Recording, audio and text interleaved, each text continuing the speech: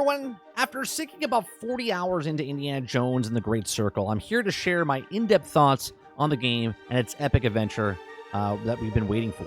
Okay, let's dive in and break it all down.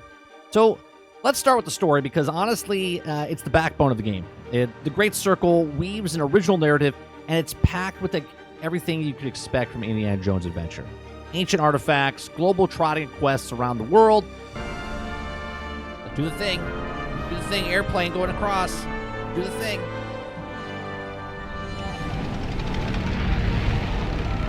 On next plane to Rome. Stop.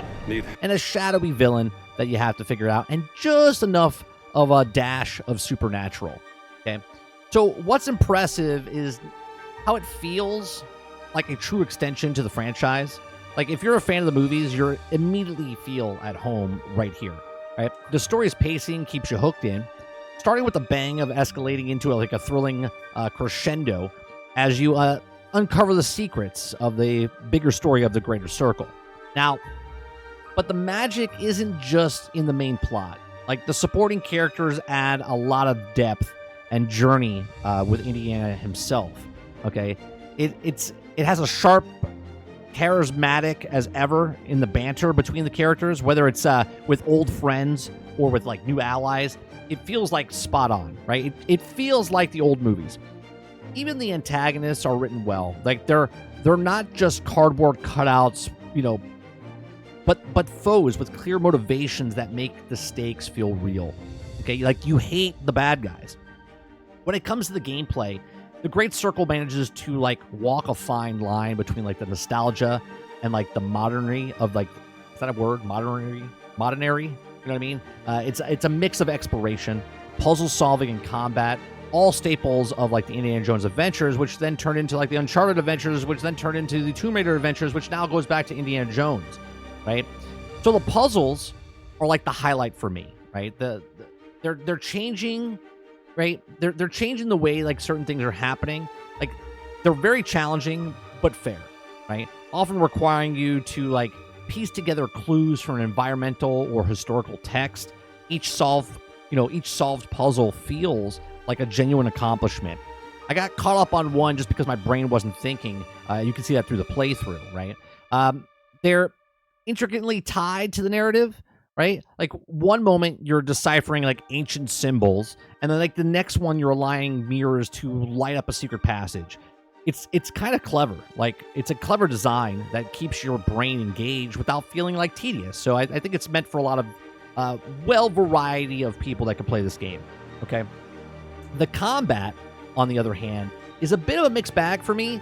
While it's functional, it doesn't quite reach the heights of modern other action games. The hand-to-hand combat feels a little stiff, and the aiming during gunfights can be tricky. But that said, the whip mechanics are fantastic. You can use it to disarm enemies, swing across gaps, even solve puzzles. Right. So the versatility from that alone adds a layer of creativity to I don't know how you approached every different situation. So now, from all the other things that you can pick up and use as a weapon, if it's a broom, a crowbar, a brush, a bell, a stick, a banjo, a ukulele, okay, hitting people over the head or hitting them in the face never gets old. It never gets old smashing someone in the face. It feels really good, and it's a fun thing to do, right? So that aspect of it is really fun with the game. The guns and stuff, you can go guns blazing if you want to, but would Indiana Jones do that? But you play how you want to play. All right, let's talk about the exploration. Exploration, to me, is where the game truly shines. The environments are sprawling, yet meticulously crafted, with each location brimming with secrets. There's things to collect and lore, and just they're all over the place. From the dense jungles to the ancient temples, every setting is dripping with atmosphere. You can tell the developers poured their love and tender care into making this, right? The place feels alive. It feels authentic. The scenes of discovery and consistent. There's always something just around the corner that makes you want to keep pushing forward, right? There's always that, can I pick that up? Can I get that? Can I go through that wall? It's just really cool. The visuals and audio, okay? The visuals of the Great Circle is a treat. The attention to detail in the environment is incredible. The lighting effects are really bring the game diverse locations to life. Whether you're navigating a dark crypt or standing on top of a sunlit mountain, the visuals draw you in completely, right? Character models are just solid. Though there's occasional animation hiccups, especially during like cutscenes, these don't break the immersion, but they are noticeable. But, each their own. On the audio side, the game absolutely nails it. The soundtrack channels John Williams' iconic style while like adding its own unique flavor. Like every note feels like it belongs to Indiana Jones Adventure. Like the voice acting is stellar. Troy Baker sounding like Harrison Ford.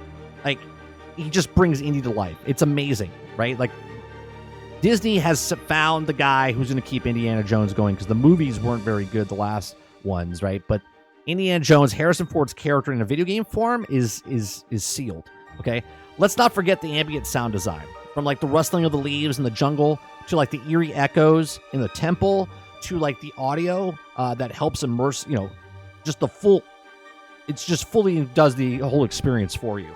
Okay, if you're a kind of player who loves to like 100% a game, the replayability of this game is great as well. You'll find plenty to keep you coming back. There's optional side quests, tons of secrets, tons of collectibles, and even branching narrative choices that can lead to different outcomes, right? So the game also offers multiple difficult levels, so the room to challenge yourself is up there, for you. One of the coolest things about replaying is discovering the details you might have missed in the first time. And I'm not talking about like maybe you missed it's the attention to detail in the world that you might have missed, right? The world feels alive and layered, rewarding players to take their time to explore every nook and cranny with players like me, which I love, right? So if you were watching one of the playthroughs, there was a moment that I found a hidden place that we always talk about, like different games. I'm like, how do you not put something there? They did it in this game. I don't want to ruin it for anybody. Okay. Now, let's talk about the little flaws. Like, no game is perfect, and the Great Circle has its shares of flaws. As I mentioned earlier, the combat could use some sort of polishing, especially when it comes to like the hand-to-hand mechanics. But there's also minor technical issues like frame rate drops and occasional bugs, though very rare, not significantly impact any of the experience, right? It's unnoticeable, basically. Another thing note is the pacing is certain sections. The mid-game leads heavily towards like the puzzles, which while well-designed, I love the puzzles, making the game experience feel a little slower compared to the more action-packed opening and the finale.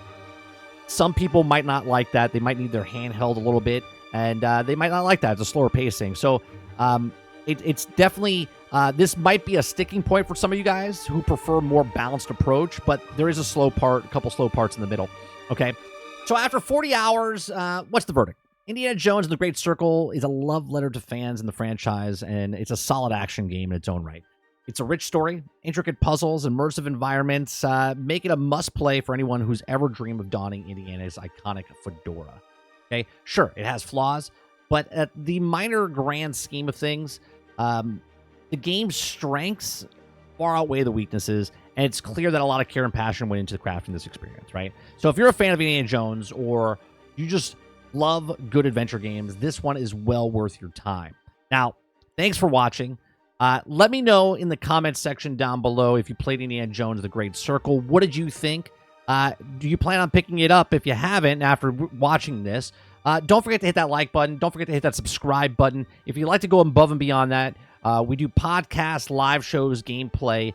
You can always become a member as low as $5. Appreciate it very much, and I'll see you guys on the next one.